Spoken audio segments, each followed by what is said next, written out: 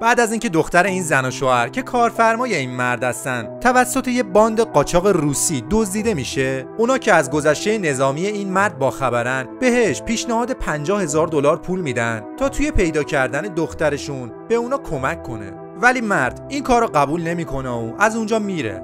بعد از چند ساعت مرد سراغ خانواده میاد و بهشون میگه که کمکشون میکنه. اون باید با اطلاعات کمی که داره این کارو انجام بده و سراغ اولین سرنخ یعنی کلوبی که دختر قبل از گم شدنش اونجا بوده میره.